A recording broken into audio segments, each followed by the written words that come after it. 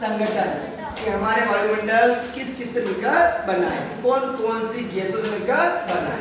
तो बेटा जो हमारे वायुमंडल में है वो सबसे ज्यादा जो गैस है वो कौन सी है? नाइट्रोजन। कौन सी है? कितनी है?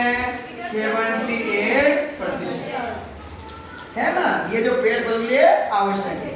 बाकी जो अन्य गैसें हैं, अब उसमें हमारी जो ऑक्सीजन गैस है वो कितनी है? 21% ऑक्सीजन। बाकी जो अन्य गैसें हैं जैसे कार्बन डाइऑक्साइड कितनी है? कार्बन डाइऑक्साइड है 0.03%। बाकी आर्गन है, क्रिप्टॉन है ना। तो आजकल ये बेटे पेड़ पौधों की कटाई अंधाधुंध हो रही है, वाहनों से धुआं निकल रहा है, फैक्ट्री से धुआं निकल रहा है, जिससे हमारे वायुमंडल में क्या हो गया? कार्बन डाइऑक्साइड का प्रतिशत बढ़ गया, CO2 क्या हुई? इंक्रीज हो गई। तो जिसका परिणाम ये होगा कि हमारे पृथ्वी का तापमान बढ़ गया, जिसको हम बोलते हैं ग्लोबल वार्मिंग। क्या बोलते हैं? अब ग्लोबल वार्मिंग होगी तो उसका रीजन क्या बनेगी, उसका परिणाम क्या भुगतेंगे अपन? यदि वायुमंडल में कार्बन डाइऑक्साइड बढ़ी तो सूरज की जो किरणें आएगी उसको सोख लेके ऊपर वापस जाने देगी, तो जिससे हमारे क्या हो गया? ग्लेशियर है जो हमारा अंटार्कटिका महाद्वीप है वो पूरे श्वेत महाद्वीप है, यहाँ बहुत सी बर्फ है। क्या है?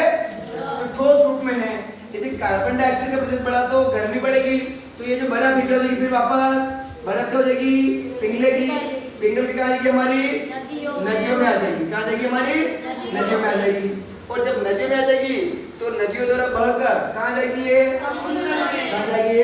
समुद्र में जाएगी। तो समुद्र का जो जल स्तर है वो क्या हो जाएगा? बढ़ जाएगा। समुद्र का जल स्तर बढ़ जाएगा तो वैज्ञानिकों का कहना है यदि इसी प्रकार टेम्परेचर बढ़ता रहा और लोगों ने ध्यान नहीं दिया अपनी दिनचर्या पर, वाहनों से धुआं, फैक्ट्रियों से धुआं, तो जो हमारे समुद्र के तटवर्ती क्षेत्र है जैसे श्रीलंका है, तमिलनाडु है, गुजरात है, ऑस्ट्रेलिया है, ये जलमग्न हो जाएंगे। हमारे लिए बड़ा संकट का विषय होगा। दूसरा एक और आपने सुना होगा, कल ही सुना होगा कि जो हमारा जम्मू कश्मीर में त्रिकुट कश्मीर है ना, जम्मू राज्य में कटरा के पास त्रिकुट पर्वत पर है वैष्णो देवी। क्या है? वहाँ बड़े बड़े पहाड़ है, तो पहाड़ को काट के सुरंग बनाई गई और लगभग हमको 14 किलोमीटर ऊपर चढ़ना पड़ता है। वहाँ माता वैष्णो देवी का मंदिर है। तो वहाँ जो पहाड़ है तो पहाड़ के बाद निर्माण किया गया लोगों ने, तो वहाँ विस्फोट करे, बम फोड़े, है ना, तो जिससे वो पहाड़ थोड़े ढीले हो गए। क्या हो गए?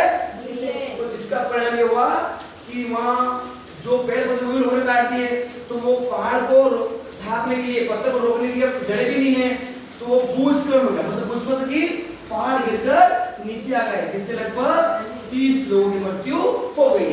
तो समय रहते हमें इसका ध्यान रखिए, पेड़ पौधे लगाना चाहिए और हमें अनावश्यक रूप से पेट्रोल डीजल का उपयोग नहीं करना चाहिए। ओके।